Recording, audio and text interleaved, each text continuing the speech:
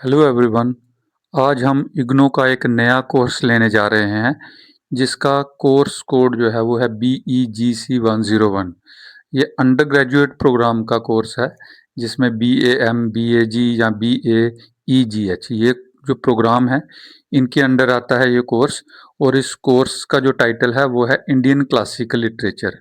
और इसमें 4 ब्लॉक्स हैं, ब्लॉक 1, ब्लॉक 2, ब्लॉक 3 और ब्लॉक 4।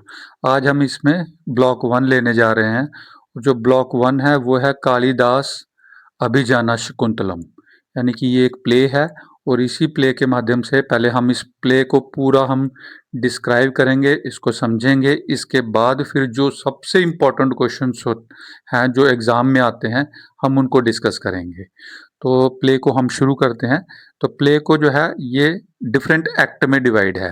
तो सबसे पहले हम देखेंगे इसके मेन करैक्टर कौन थे प्लेस में। तो वो है दुष्यंत, जो एक नोबल किंग है और कि हीरोइक येट ह्यूमन, कि एक हीरोइक करैक्टर है लेकिन एक ह्यूमन है, सब्जेक्ट टू ए फेट, जो फेट के ऊपर जो है बना हुआ है। दूसरा आता है शकुंतलम, ये एक epitome of great epitome of beauty, grace and virtue. कहते हैं जो शकुंतला है, दूसरा करैक्टर शकुंतला है। शकुंतला जो है एपिटोम, यानी कि ये प्रतीक है ब्यूटी की, ग्रेस की और वर्च्यू की। एंड इम्बॉडिंग प्योरिटी एंड सफरिंग, कहते हैं ये प्योरिटी के लिए मानी जाती है। और दूसरा ये सफरिंग का, इसका पूरा चैप्टर में हम पढ़ेंगे कि किस तरह से ये पूरी प्ले में जो है सफ़र हुई और किस तरह से इसको अपनी प्योरिटी को शो करने के लिए जो है वो जाना पड़ा। इसके अलावा जो नए और करैक्टर हैं वो हैं सेज कानवा, ये एक ऋषि हैं। हर फोस्टर फादर, ये शकुंतला के एक फोस्टर फादर हैं, यानी कि इन्होंने उनको पाला है। ये शकुंतला के को पोषक हैं उनके, या उनको पाला था। And symbol of wisdom and detachment, और इनमें बहुत ज़्यादा ज्ञान था और ये संसार से डिटैच थे, यानी कि एक आश्रम में रहते थे।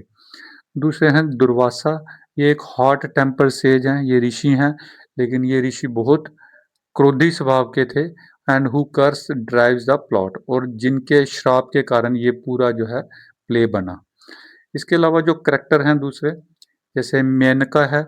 मेनका जो है शकुंतला की एक डिवाइन मदर है, जो उसको प्रोटेक्ट करती है जब वो बड़ी दुखी होती है या परेशान होती है। तो ये एक एपिटोम करैक्टर बनाया है। दूसरा आता है भारता।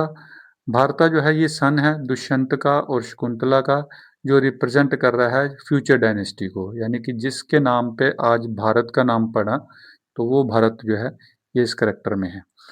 अब प्ले शुरू होता है एक्ट 1 से। एक्ट 1 में पहले बताना है किस तरह से दुष्यंत और शकुंतला की मीटिंग होती है। तो कहते हैं जो किंग दुष्यंता था, while hunting in a forest, वो एक शिकार करने के लिए निकला था। एन इनकाउंटर शकुंतला, और शकुंतला से उसका इनकाउंटर होता है, यानी कि शकुंतला उनको मिलती है शिकार करते समय।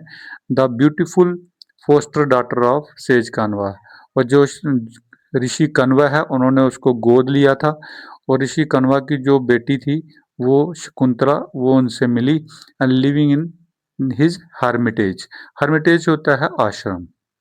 तो जैसे ही वो दुष्यंत जो है शिकार के लिए निकला था, और शिकार में रास्ते में उनको ये आश्रम मिला। आश्रम में शकुंतला से उनकी भेंट हो गई। And they fall deeply love at first sight, और इन दोनों को एक दूसरे से प्रेम हो गया। And Dushyant secretly marriage her, Gandharva marriage. तो कहते हैं जो पहले लव मैरिज, आज जो लव मैरिज होती हैं उनको पहले गंधर्व विवाह कहा जाता था।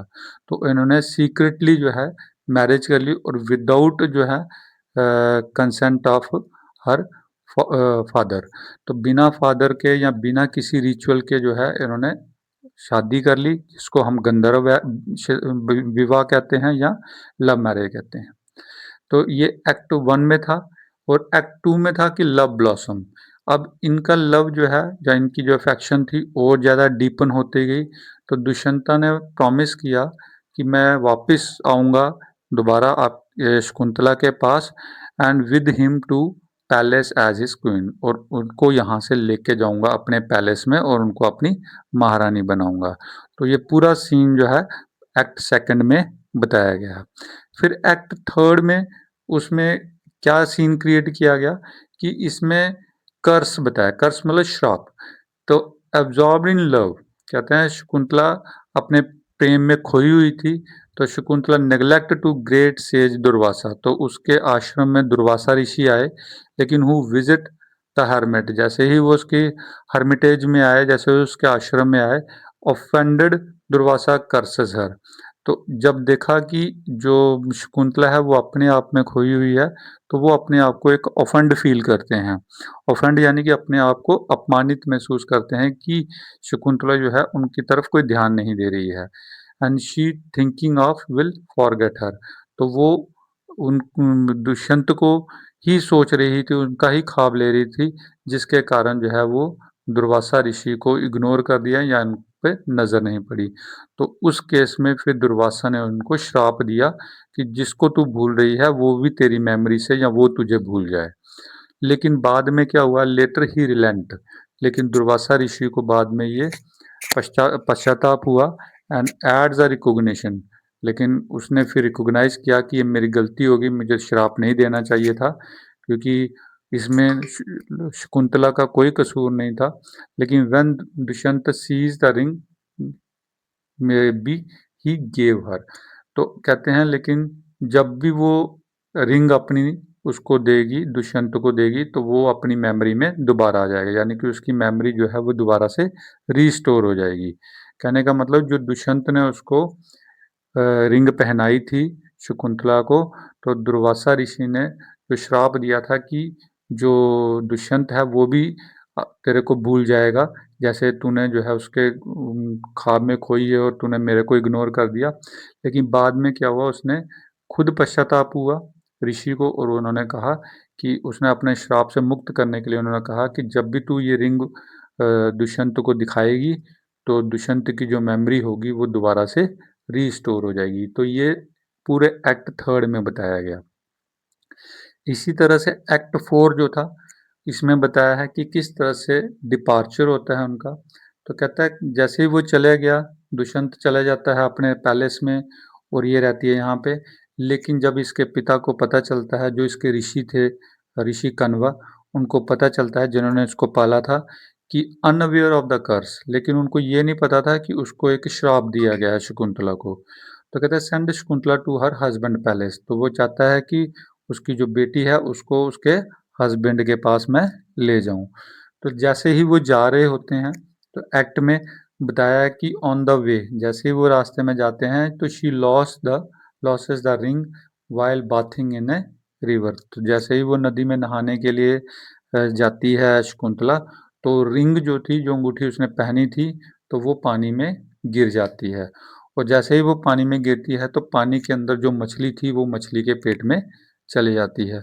लेकिन वो फिश जो है, वो रिंग जो है वापस शकुंतला को नहीं मिलती है, तो वो रिवर में ही चली जाती है। तो ये एक्ट फोर में ये बताया। फिर उसके बाद आता है रिजेक्शन।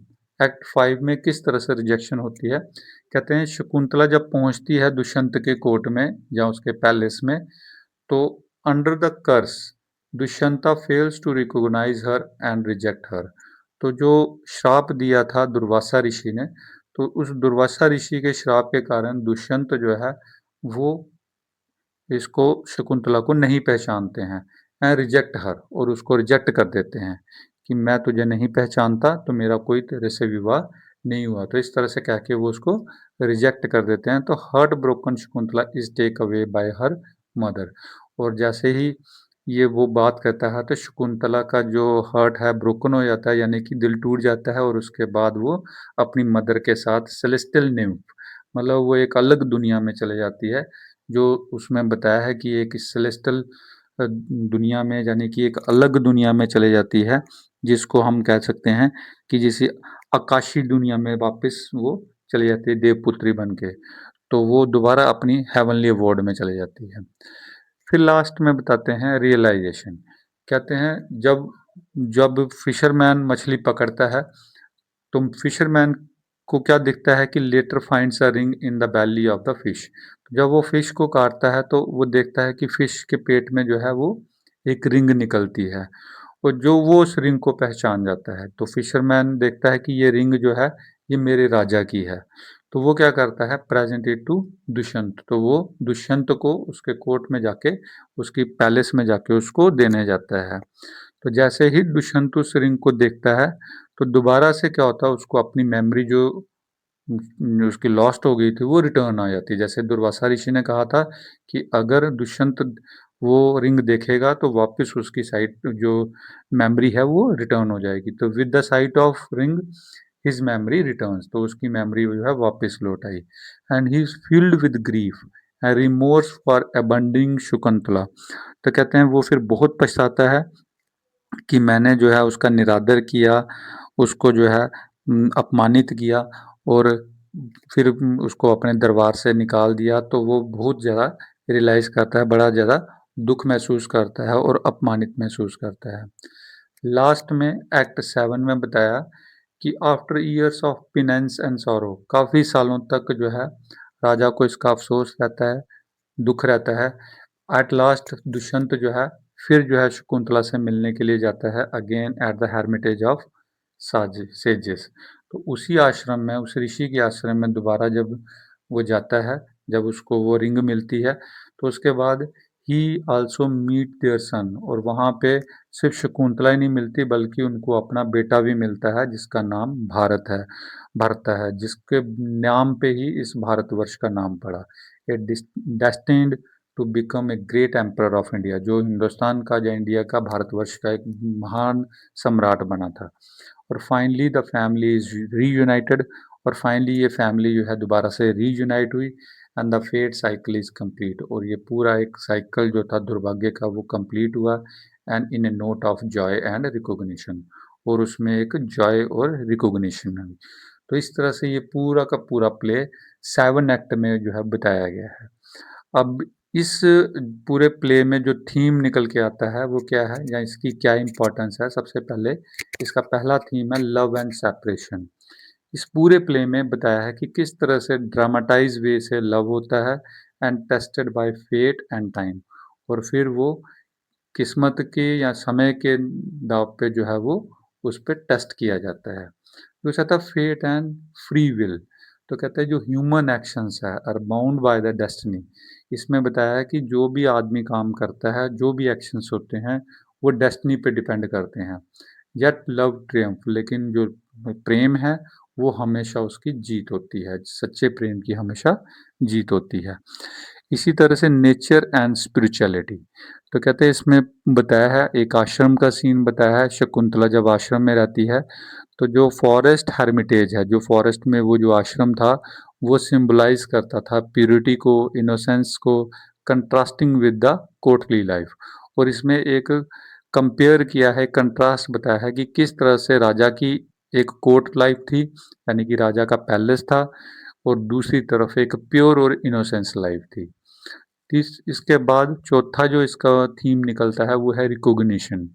अभिजाना जो है ये एक सेंट्रल मोटिव था कि where the love is restored through memory and divine sign the ring. तो इसमें बताया कि किस तरह से जो है लास्ट में रिकॉग्निशन होती है कि जो लव है वो रिस्टोर होता है, क्योंकि उसके साथ उसकी मेमोरी आती है, और किस तरह से एक डिवाइन साइन जो थी, रिंग जो थी वो मिलती है। और लास्ट में आता है यूनिवर्सल अपील। तो it deals with the emotions of longing, regret and reconciliation. और इसमें पूरा एक यूनिवर्सल अपील बताते हैं कि किस तरह से एक लंबा इंतज़ार रहता है, किस तरह से एक पछतावा होता है, और किस तरह से लास्ट में रिकंसिलेशन होती है, यानी कि उनकी आपस में सुलह होती है, या लास्ट में उनका मीटिंग होती है, दैट आर टाइमलेस, जो कि एक टाइमलेस चीज़ है। अब इस पूरे जो एक्ट में जो सबसे इम्पोर्टेंट क्वेश्चन है, जो हर बार एग्जाम में आता है, वो स्क्रीन पे है। जैसे examine the manner in which gender issues in Abhijnana Shakuntala can be raised. तो अब इसमें पूरे एक्ट में जो मेन क्वेश्चन है वो जेंडर इशू के ऊपर है, कि किस तरह से जो है जेंडर इश्यूज जो था अभिजाना शकुंतलम में रेज किया गया है। कैसे बताया गया है कि किस तरह से जो था समाज जेंडर इशू को लेके सोचता है। तो कहते हैं कालिदास का जो अभिजाना शकुंतलम जो प्ले था, one of the most celebrated Sanskrit play. तो संस्कृत प्ले में ये सबसे ज़्यादा माने जाने वाला, सबसे ज़्यादा इसको सेलिब्रेट किया गया to the compose in classical time. तो 4th और 5th सेंचुरी में इस प्ले को जो था क्लासिकल टाइम में इस प्ले को लिखा गया।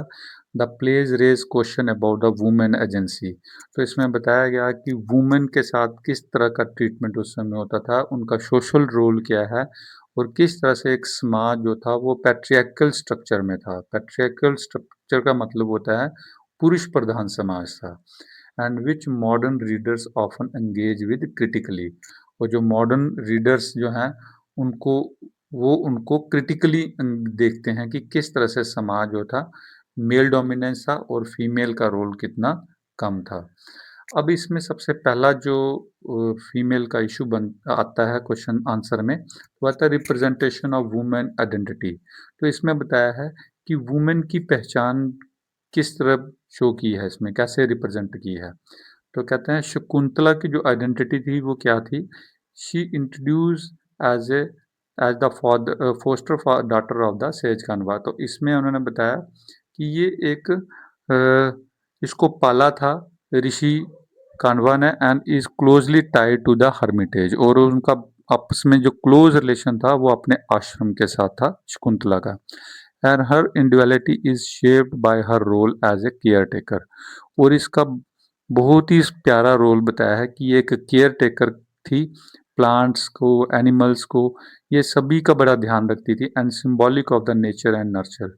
और ये एक सिंबल बताया है कि एक सिंबॉलिकल नेचर बताया है कि ये एक नेचर को पालती है, नेचर के साथ ही अपने आप को जोड़ती है। हर पर्सनल डिजायर्स, अब उसकी एक पर्सनल डिजायर थी, वो थी जो वो दुष्यंत से प्रेम करती थी। ये एक जेन्युइन उसकी एक डिजायर थी, but society demand validation of her worth. लेकिन समाज जो है वो यही चाहता था कि इसका उसका कोई वैलिडेशन बताए। वैलिडेशन का मतलब इसका कोई प्रूफ दे, क्योंकि वो मैरिज जो थी वो एक गंधर्व विवाह था। तो मेल अथॉरिटी जो थी फर्स्ट कन्वा अप्रूवल, पहले उसके फादर उससे अप्रूवल मांगते हैं।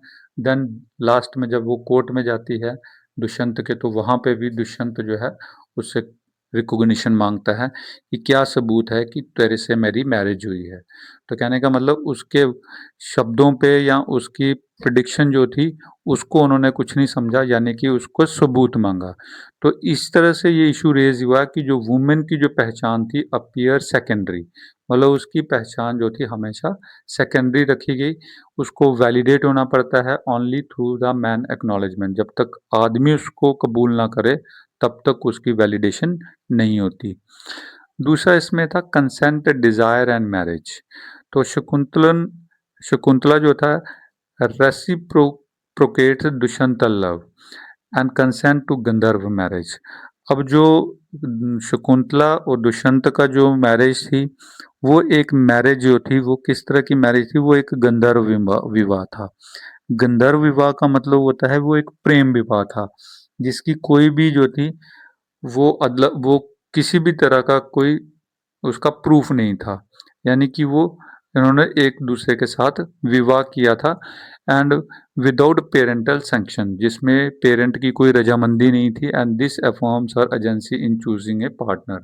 और इस तरह से जो है अपनी मर्जी से जो पार्टनर को चूज करना, यानी कि उसकी कोई कंसेंट जो थी मैटर नहीं करती थी। However the latter her consent is invalidate, क्योंकि जो उसकी कंसेंट थी जो शकुंतला की उसको इनवैलिडेट किया गया जब दुष्यंत ने डिनाई कर दिया कि वो उसको नहीं पहचानता है। तो यानी कि शकुंतला की बात को नहीं माना गया, दुष्यंत की बात को रिकॉग्नाइज किया गया, क्योंकि वो एक राजा था या एक मेल डोमिनेटिंग सोसाइटी थी। सोसाइटी क्वेश्चन हर चैस्टिटी। अब जो सोसाइटी है वो चैस्टिटी मतलब उसकी शुद्धता, उसकी पवित्रता को मानती है कि क्या शुद्धता है। सोसाइटी कहती है कि अपनी पवित्रता या शुद्धता बताइए, या legitimacy rather than the broken word. तो यानी कि उनके शब्दों पे नहीं जाती, वो उनको बोलते हैं कि अपनी लेगिमिटेसी बताओ। लेक्टिमेसी का मतलब होता है अपनी वैधता बताओ कि तूने इससे मैरिज की थी। इसमें क्या इशू रेज होता है कि वुमेन की कंसेंट जो थी वो प्रिकारियस होती है। प्रिकारियस का मतलब है उसकी जो कंसेंट है उसको जो है अनिश्चितता में डाल दिया जाता है, यानी कि उसकी कोई वैलिडेशन नहीं है इन द पैट्रिकल स्ट्रक्चर कि एक पुरुष प्रधान समाज के अंदर it can be overruled by the male authority and social norms. तो यानी कि जो औरत की जो कंसेंट थी या औरत की जो बातें हैं वो सारी ओवर रूल कर दी जाती हैं मेल अथॉरिटी के आगे या सोशल नॉर्म्स के आगे। तीसरा आता है द ट्रायल ऑफ जस्टिसिटी। अब जो ट्रायल था उसका अपनी पवित्रता को शो करने के लिए उसमें वो फेल हो जाती है कि when Dushyanta fail to recognise, जब दुष्यंत उसको फेल हो जाता है, दुष्यंत जो है जब उसको रिकॉग्नाइज नहीं करता है ड्यू टू कर्स कि किसी श्राप की वजह से, तो she become subject to humiliation. तब उसको अपने आप में एक गिल्टी फील होती है शकुंतला को कि कोर्ट में, किंग की कोर्ट में वो खड़ी है लेकिन वो अपना जो है अपने आप को रिकॉग्नाइज नहीं कर पा रही है। And her truthfulness is doubted, और उसकी सच्चाई जो है वो कहीं ना कहीं कटघरे में आ रही है। And the burden of the proof lies entirely on her. अब जो बर्डन था जो प्रूफ देने का वो सारा शकुंतला के कंधों पे था कि तुझे ही अपना प्रूफ देना पड़ेगा। The ring of the recognition become an external object, क्योंकि जो रिंग मिलना या रिंग से रिकॉग्निशन करना ये एक एक्सटर्नल जो है ऑब्जेक्ट है जो उसकी पहचान बताता है एज ए वाइफ या क्वीन। लेकिन इशू यहाँ पे ये बताया गया कि जो वुमेन है often require to prove purity, कि वुमेन को हमेशा अपनी प्योरिटी, लॉयल्टी या अपनी लेक्टिमेसी जो है वो प्रूव करनी पड़ती है। जबकि जो मैन है फेस फ्यूअर कॉन्सिक्वेंसेस, जबकि मैन को इसका कोई कॉन्सिक्वेंसेस फेस नहीं करना पड़ता चाहे वो धोखा भी दे जाए। इसके बाद नेक्स्ट जो फोर्थ इसका जो मेन इशू है वो है gender spaces and hermitages versus code. अब इसमें बता रहे हैं कि किस तरह से जेंडर स्पेसेस हैं, कि एक तो बताया कि फीमेल और मेल में कितना डिफरेंस है, और दूसरा एक जो आश्रम है और एक राजा का महल है उसमें कितना डिफरेंस बताया इसमें। तो हर्मिटेज सिंबलाइज इनोसेंस, जो उनका आश्रम था वो एक इनोसेंस, नेचुरल लव और फैमिली स्पेस था, यानी कि वो एक पवित्रता वाली जगह थी, नर्चरिंग वाली जगह थी, एक इमोशनल जगह थी, प्रेम वाली जगह थी। जबकि जो रॉयल कोड था रिप्रेजेंट पैट्रियार्कल, पैट्रियार्की का मतलब है पुरुष प्रधान था, उसमें कानून को मेन बाध्यता मानी जाती है, मेल अथॉरिटी वहाँ पे ज़्यादा थी, यानी कि वहाँ का जो सिस्टम था और जो हर में आश्रम था वो दोनों में बहुत ज़्यादा डिफरेंस बताया। दूसरा Shakuntala transition from her hermitage to court, जैसे ही शकुंतला जो था शकुंतला जो है हर्मिटेज से अपने आश्रम से कोर्ट में जाती है but loses the power in the process, और वो देखती है कि उसकी पावर जो है वो वहाँ पे कम हो जाती है क्योंकि नेचर में उसके साथ सारे लोग थे, सारे नेचर थी, लेकिन यहाँ पे उसके साथ कोई भी नहीं था। शी बिकम ए विक्टिम, यानी कि वो अपने आप को एक रिजिड सोशल इंस्टीट्यूशन के अंदर विक्टिम महसूस कर रही थी। एंड इशू इसमें ये बताया गया कि जो वुमेन है moving from private natural space into public political ones often encounter disempowerment. कहते हैं वुमेन की जो नेचर है या वुमेन जो है एक नेचुरल स्पेस से जब एक पब्लिक या पॉलिटिकल फेज में जाती है तो वहाँ पे उसकी पावर जो है डिस एम्पावरमेंट हो जाती है। इसी तरह से मदरहुड एज ए रिडेम्पशन, तो मदरहुड एज ए रिडेम्पशन का मतलब हुआ कि जब वो माता बनी, मदर बनी, तब जो है अपने श्राप से मुक्त हुई, यानी कि वो उसके ऊपर जो कलंक था तब पे मुक्त हुई कि उसने वाकई उनके साथ जो है विवाह किया है या शादी की है। तो Shakuntala social status is restored only after her son, तो उसको समाज में तभी रिस्टोर किया गया जब उसका बेटा हुआ जिसका नाम था Bharat, and is born and acknowledge by Dushyant, और वो दुष्यंत का ही बेटा था और दुष्यंत ने उसको जब एक्नॉलेज किया तब जो है शकुंतला को एक समाज में एक उसका स्टेटस जो था वो रिस्टोर हुआ।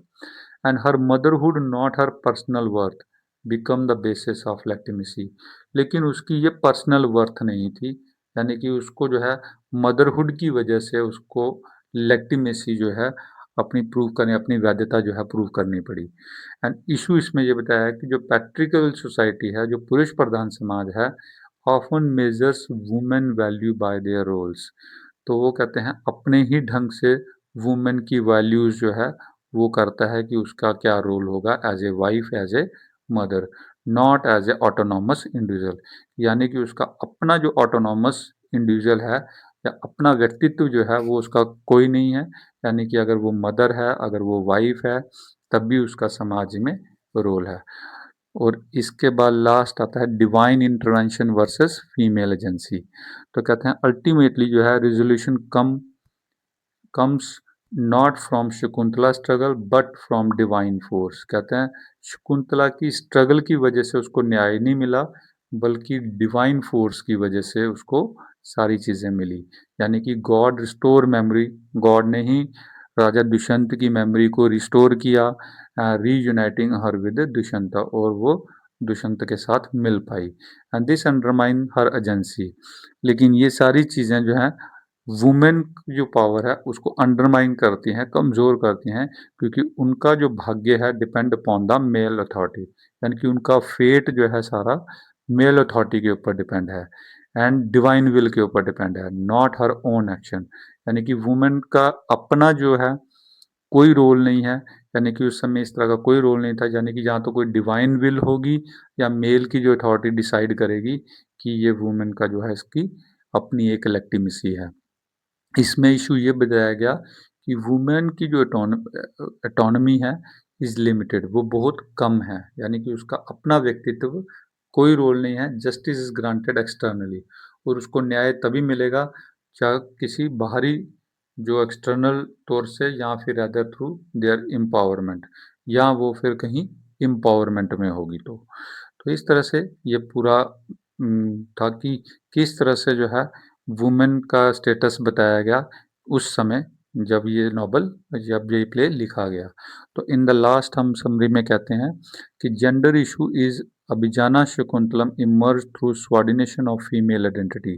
तो इसमें एक जेंडर इशू को उठाया गया कि अभिजाना शकुंतलम में बताया गया कि किस तरह से जो है फीमेल की जो पहचान है वो स्वार्डिनेट होती है, and the questioning of women chastity, यानी कि वुमेन के जो पवित्रता है, वैधता है, उस पे क्वेश्चनिंग होती है, and unequal burden of the proof, और उसको अपने प्रूफ जो है खुद देना पड़ता है, ना कि मेल को देना पड़ा। Restricted autonomy and dependence on the patriarchal validation, यानी कि जो पुरुष प्रधान समाज है वो ही डिसाइड करता है, तभी वुमेन को अपनी ऑटोनॉमी रेस्ट्रिक्शंस जो है ऑटोनॉमी जो है वो मिलती है। While Kalidasa present Shakuntala as graceful, virtuous and dignified, तो जो कालिदास है, कालिदास ने जो शकुंतला जो प्ले बनाया है या ये जो इसमें बताया कि ये बड़ा ग्रेसफुल था, वर्चुअस था, डिग्निफाइड था। The play also reflect how the women in the classical society navigated love, power and justice. और साथ में उस समय का दौर बताया कि किस तरह से जो क्लासिकल सोसाइटी थी वो किस तरह से नेविगेट करती थी लव को, पावर को और जस्टिस को विद इन द पैट्रिकल फ्रेमवर्क, यानी कि जो पुरुष प्रधान समाज था वो किस तरह से औरत के साथ न्याय करता था और किस तरह से उसके पावर को देखा जाता था और किस तरह से उसके प्रेम को कंसीडर किया जाता था। तो this is all about block one. और अगर आपको ये वीडियो पसंद आई हो तो please subscribe this channel for more videos regarding all the courses of IGNOU. Thanks for watching and listening this video. Thank you.